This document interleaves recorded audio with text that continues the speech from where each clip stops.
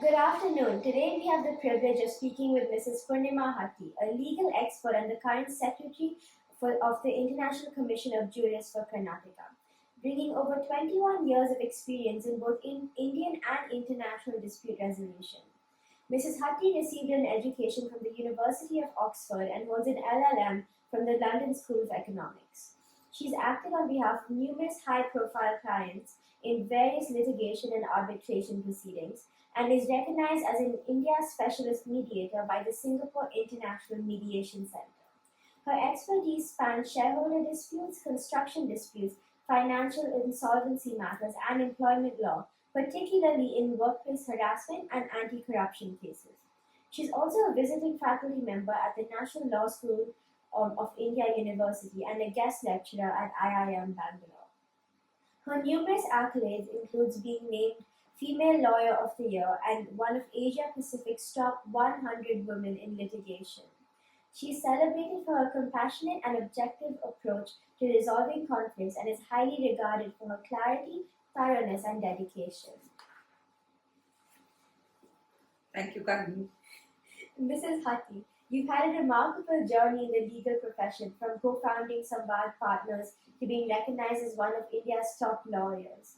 For our listeners who are just getting to know you, could you walk us through your career path? Like, what were some of the key milestones or turning points that led you from being a law student at the National Law School of India University to becoming a leader in dispute resolution and employment law, and ultimately to your current role as the head of dispute resolution at Samvad Partners? Thank you. So I think my most important starting point was attending the National Law School here in Bangalore. It was then a very young institution compared to what it is today. While things were changing to make law an attractive profession, it was still not the profession of choice for many people. But to me, the National Law School was really a turning point. I met some of the most intelligent, interesting people, both in my classmates, my seniors, my juniors, as well as the faculty. We were taught to question everything. We were taught that the law is an instrument of social engineering, that through the law we could change everything around us. And that's an extremely powerful way of teaching. We were told not to accept anything. And I still see that in the people around me who came from the law school. And with that kind of knowledge and belief and rigor, in the first trimester, we had to have a midterm exam, you have to turn on 4 papers, an intern exam, viva. When you're just about 18, 19 years old, it's a lot of pressure, but that pressure and putting all of us together really is a test of fire. So I think that was an important milestone. It's also important in the law, particularly as women, to continue to stay. I think those of us who have had the staying power and don't give up, who build a network of people who support us, you should have your allies. That's another important lesson, because it's easy and the profession is hard to give up, especially as you grow older, when you have children, you have other care responsibilities. But sometimes the easiest thing is to give up. Right? So the law is demanding, you need to stay on. That's another important lesson. I think a lot of people who stay on will be successful if they have it in them to give their best. So I don't think that I'm an exception in that sense. A lot of my own classmates are very, very successful just because they've given their best through the law. Running and founding a firm is not easy. You become responsible for many people's aspirations, their growth, their future. I still find it difficult sometimes. The pandemic was an important and unexpected teaching point. Nobody thought what would happen. Your clients disappear overnight. You don't know where your next situation is going to come from. But here we are, and it's behind us. So every day is a new day, and young lawyers throw new challenges. So I think it's an important way to learn about human resources, about management, which we're not taught in law school. So that's another important milestone. That's really cool how you developed such a strong mindset at your school. question everything. Your career has taken you from Bangalore to London to Singapore and back. And how have these diverse cultural and legal environments shaped your perspective about the practice of law? Like, I understand that each nation has their own system. Can you share a memorable experience from your time abroad that significantly impacted your approach to work? So all of these countries are common law countries, as we call them in law. What it means is that we share our legal heritage from being colonial countries. There are Singapore, India, and the UK. They all come from the same common law idea because we were all colonized Singapore and we were colonized by the British. So the way of interpreting, the way of drafting, the way of arguments are very similar, although the languages are different. The other system of law is the civil law, which is what is there in continental Europe, Japan, of course, Thailand and Indonesia are different. So I think therefore it's easy to move among these common law jurisdictions. Having said that, it's important, and this is an important message for young lawyers, is to get out of your comfort space. Go to another country. Because the law is, as I said earlier, it's all about social engineering. So what works in India may not work in Singapore, may not work in London. So you have to understand the context that the law functions in. It's all about the people. Singaporeans are very, very rule bound. They're not litigious. I just came back from a trip to Japan. The way the Japanese view disputes is completely different from the way we Indians view disputes. So it's important to understand all of that. And through the assimilation of culture, you really reappreciate law. Singapore was a great place because it's you're not really doing only work in Singapore. Your location is Singapore, but you do work in the region. I did a lot of work in Indonesia, I did a lot of work in Malaysia, in Thailand, and also from India because a lot of Indian disputes go to Singapore to get resolved. So what it taught me was to reappreciate how different people look at the same question of law, the same dispute. How would they approach it? Would they resolve it in the same manner? What is important? Sometimes it's not just the money or the commercial, sometimes the reputation, sometimes it's about trusting somebody else, and sometimes shaping the law where to go. So all of these things you appreciate if you get out of your own comfort zone and try and work that. And I think I'm richer for that. So I would really encourage people to at least give it a shot, go outside, see a different system. You can always assimilate what you want and contribute back to our own system in different ways. It's really cool. So you got a chance to see how different perspectives look at the same issue. Absolutely. So I started a cloud bakery and I'm trying to expand it. So for people like me, aspiring entrepreneurs, want to know that as a co-founder of Samvad Partners, you've been instrumental in building a successful law firm. And looking back on that journey, what were some of the biggest challenges that you faced in building your firm, and how did you overcome them? And you know what, me myself, I face challenges like, for example, the grocery store runs out of flour or the electricity gets cut. I mean, that's nothing compared to the challenges that you must be facing. But what advice would you give to young aspiring entrepreneurs about taking on these challenges and the realities of starting and growing a business? So congratulations on your entrepreneurship journey. At your age, we were not thinking about entrepreneurship. So the law is still very much considered, at least in India, as a profession and not as a business. Things are changing. When we run a law firm, we have to obviously keep in mind rents, salaries, the growth, but we're not allowed to, for instance, advertise in India. There's a recent judgment of the Madras High Court which has actually pulled up this issue once more and said, we continue to be a noble profession. The primary aim of lawyers is to help people in society and not to make money. So the approach of lawyers traditionally and in a fast-changing economic world, and the way people come to the law, and with the growth of in-house counsel within companies, this is questioned is in a bit of a flux.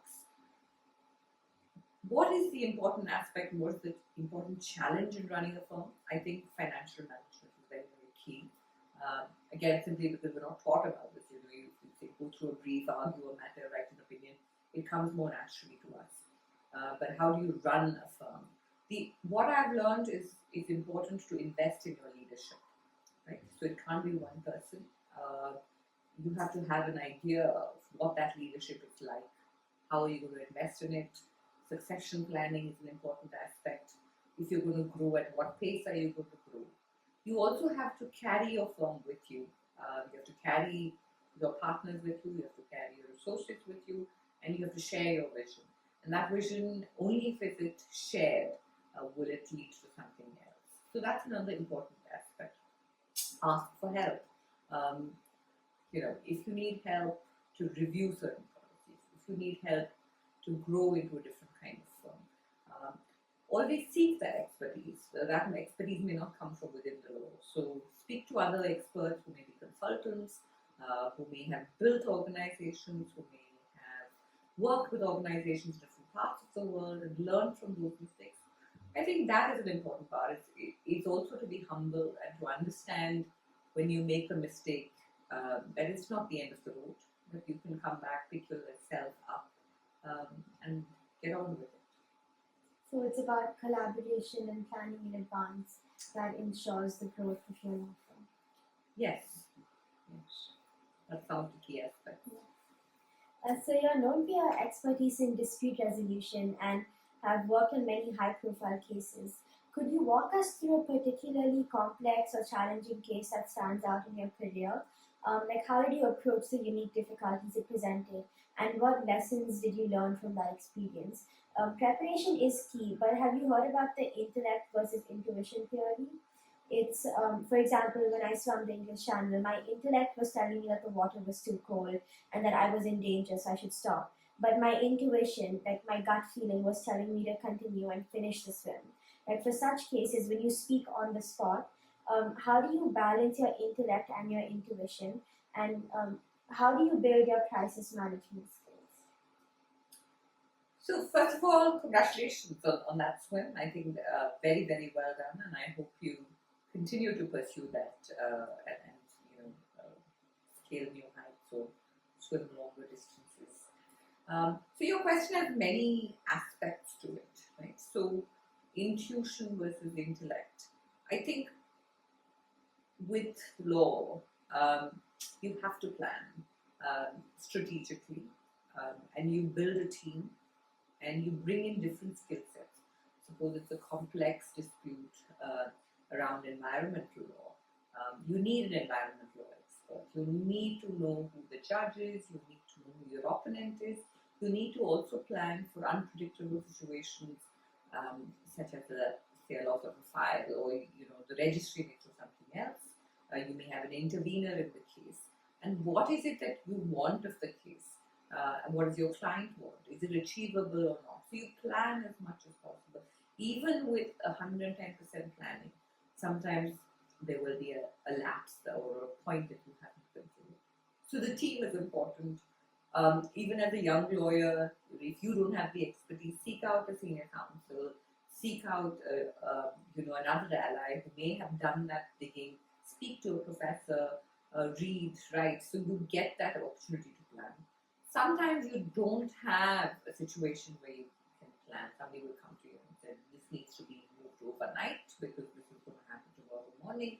That urgency brings with it a great thrill also to say that, look, we moved this overnight, have it listed tomorrow morning, the judge gave us orders on the spot. And then you realize that you could make the system work to help people. So those are different kinds of planning that's involved. So with experience, what happens is that the intellect and the intuition kind of merge. So you realize what's happening. Always, don't give way to one over the other. I think the intuition is very, very important. I truly believe that. It helps you in some sense to sort of do this or do that. And you realize what works for you, right? Sometimes you just say, okay, fight it out with somebody. And you must remember that the courts are also very public spaces. Arbitration is not a confidential process. But what you say in court is not only being watched by your opponent or your client and the judge, but there are a lot of other people waiting. There are interns, there are clerks, there are other litigants, other lawyers. So you are being observed rather carefully. So you must know that and plan for that also. So it's the right balance between your intuition and your intellect. I think so. And then hopefully at one point of time they will merge. They'll say the same thing, right? Yeah. Because then your intuition is shaped by your experiences. uh, and then they will merge and they won't differ. Is what I hope will be the answer. But it's okay to make mistakes and then say, look, it is the intellect one or the intuition one, and you will find your balance along the way. And so your work often involves navigating sensitive issues like workplace harassment and ethics investigation. How do you balance the need for objectivity and fairness with the human elements involved in these cases? And could you share an example of a time when this balance was particularly challenging to maintain?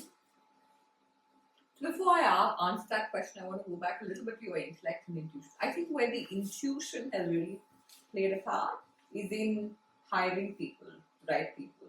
Because, nowadays everybody has a great CV. People do a lot of work. People research who you are and what the firm stands for. And we've got the answers, to satisfy you. So how are you going to decide who's going to fit in? And that's where sometimes the intuition comes in. So you bet on some people because there are studies who say you relate to people who come from the same background, you relate to people who have some common points with you. So the idea is to also hire people who are different from you so that they can challenge you or work with people from differences. Sometimes those bets pay off, sometimes those intuitions don't pay off, and you thought somebody would be a great associate, but it turns out otherwise. So you figure things out on the way. Right? But going back to your question on workplace ethics and investigations, I am a strong believer that you have to do the right thing at the right place. Right? Fortunately, we work with fairly large organizations who spend a lot of time and effort on training people to think this has to be complied with, this has to be done with. And there's a reason, there's an explanation that is given. Sometimes I have seen that in the context of sexual harassment investigations or investigations where there is some sort of workplace harassment, women give in or ignore or don't escalate often enough because they feel the stigma of standing out, or they don't want to be seen as the person who's complaining. And that's really something that bothers me. And I hope that the new generation that will change because it's easier to now complain, we recognize it, we don't doubt it.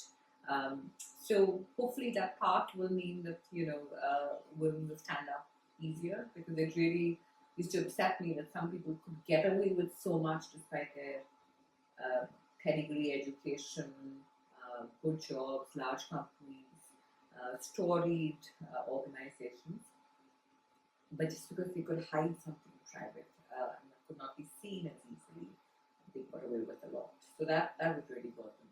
But I've been lucky enough not to have a situation where the human element conflicts with the ethics element. So these days we're all trying to be more inclusive and open-minded, but sometimes your preconceived notions can disadvantage you. As someone who champions diversity and inclusion in the workplace, what do you see as the most significant barriers to achieving true equality in the legal profession? How can young people, even before entering the workforce, contribute to creating more inclusive environments? So I truly believe that a diverse workplace, particularly in the law, can bring about a significant change in who the law impacts. For example, if we have courts that are only male of a certain socio-economic background or a certain religious background or certain ideological affiliations, they will not understand somebody who comes from outside those affiliations. There's much written to say that a court should be representative of the people that it serves, right? And I use the word serves consciously. So if I haven't ever visited or had friends from poorer economic backgrounds, I would truly not know what their struggles are. If I don't know disabled people, then that concept of including them will only remain theoretical. So it's a continuous learning process. There is a lot more being talked about And there's lots being done within law firms, within legal teams, which are at organizations or corporates. But there's not that much being done within the public legal space. We've not yet had a women Chief Justice of India. We hope to have one soon. Most of our bar council leaders continue to be male. So we have to change those things also. And they're not easy to change. They're often involved and interconnected to politics, to social norms, and they're difficult for others to break through. So whether the other may be a woman, whether the other may be from a different community, whether the other may be from a sexual orientation perspective. But I think continuous conversations help. Newer, younger generations are more tech savvy. You have more knowledge accessible to you. So you can question the status quo far more easily than was done earlier. The law continues to remain a very hierarchical society. If we go to court, we have to actually address judges as my lords and your honor, and we bow and we wear a gown and a band and all of that. A lot of that can be done away. It's not required at all. So in a hierarchical society, you also perpetuate certain stereotypes. So it's more difficult to break out of them. Hopefully, we'll continue to see winds of change with social media, with continuous exchanges, with collaborations with other countries. If something is done somewhere else, then you can always use an example saying, well, this has worked in Kenya, why can't you do it here? This has worked in South Africa, why can't you do it in India? And so I think, but we should think about it constantly, and it should not be within our own circumstances.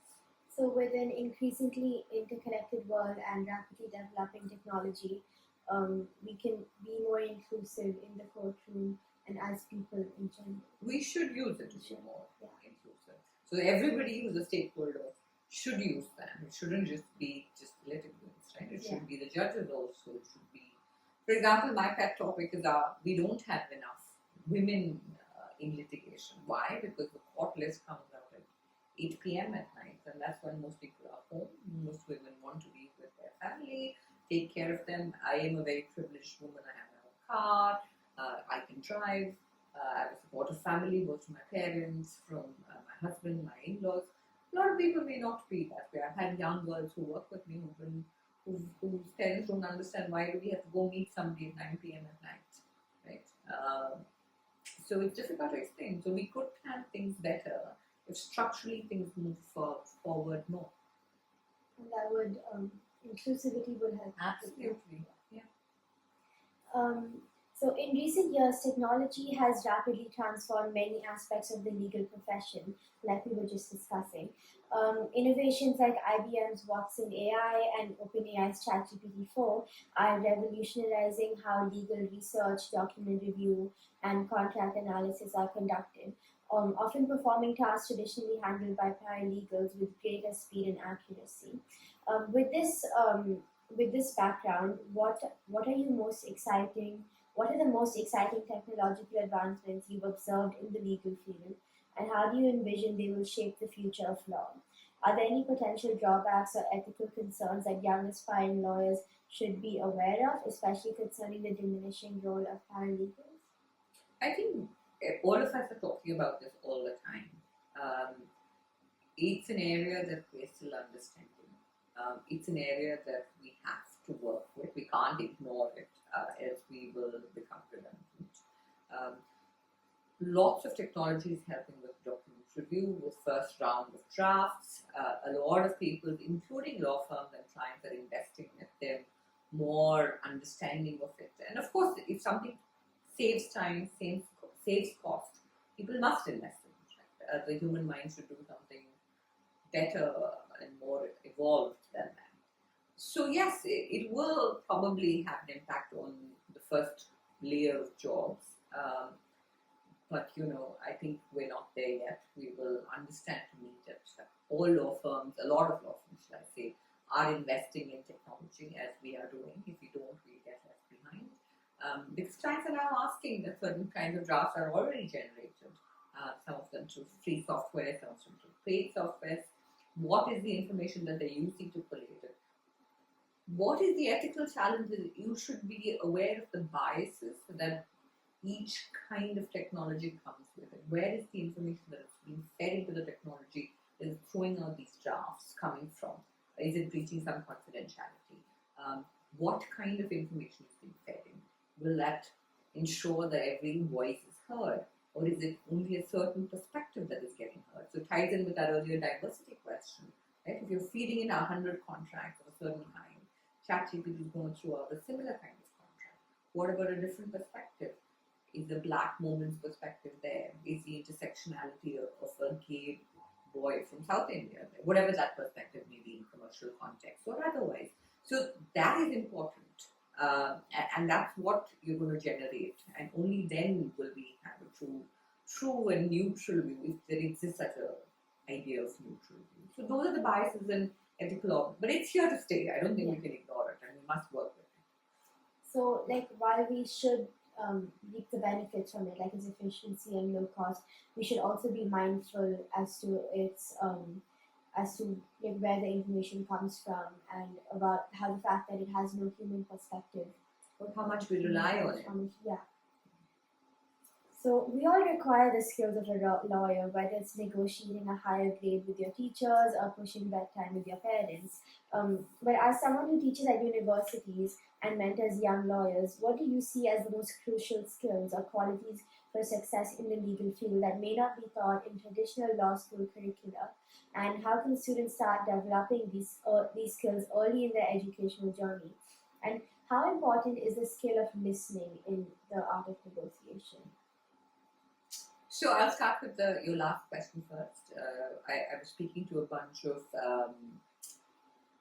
25 or 30 students who are working with an organization which was focusing on social justice, and they came from different parts of Karnataka, and they went to law schools where they were taught in Kannada medium, and so they didn't have access to different kinds of resources. So they were interested in social justice, and they were brought together today, and we had a session with them.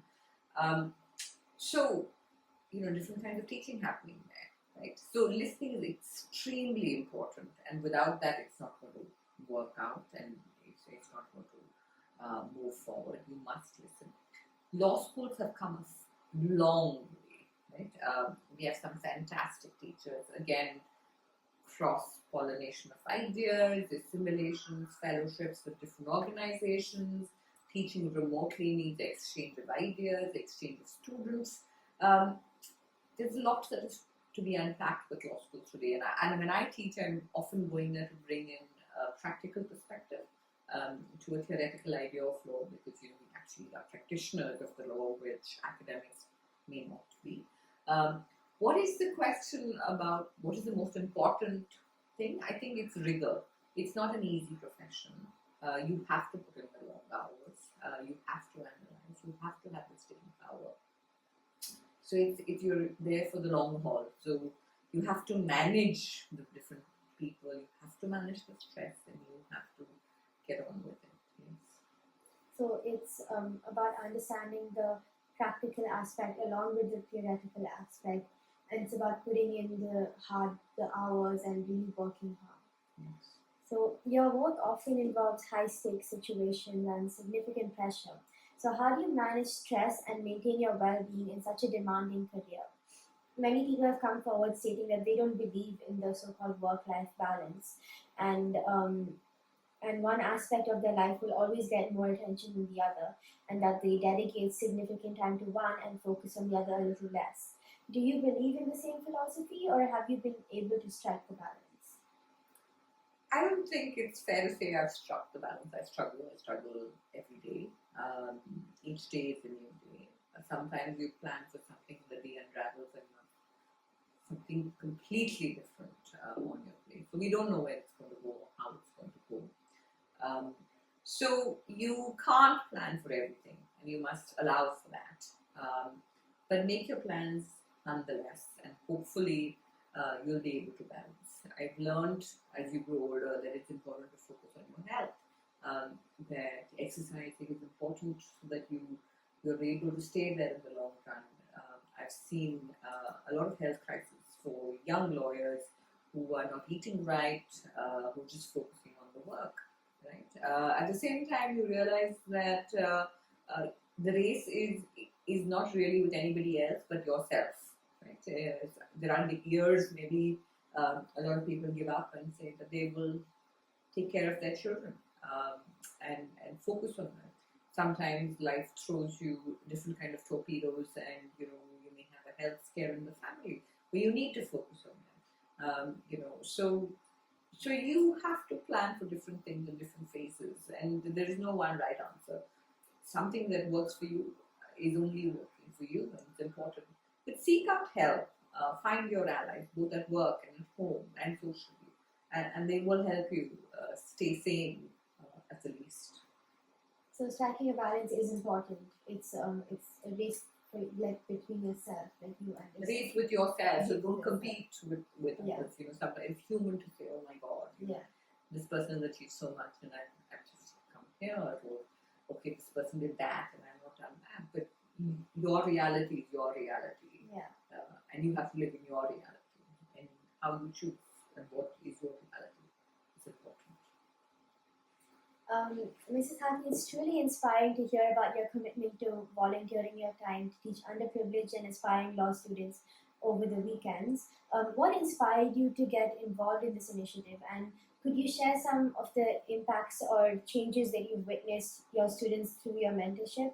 And how do you balance this passion for teaching with your demanding professional responsibilities?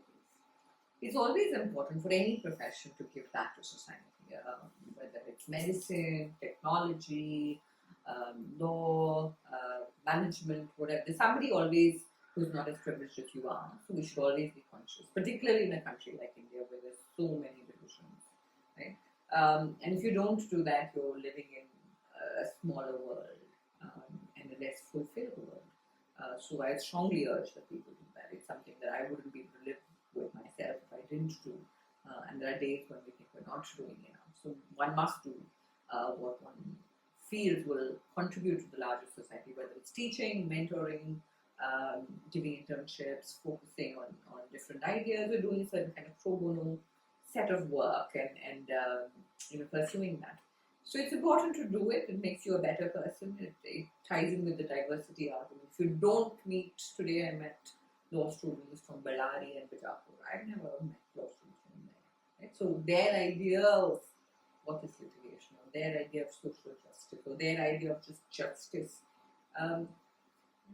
we had an interesting conversation and debate about that. It would have been very different from what I would hear, let's say, at an urban elite law school in Bangalore. So, but they're all part of the voices that we have to work with, and we have to make sure that we're heard together.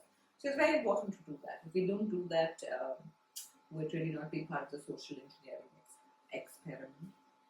So it's about getting out of the very comfortable society that you live in and really talking to everybody else, getting to know everybody from all.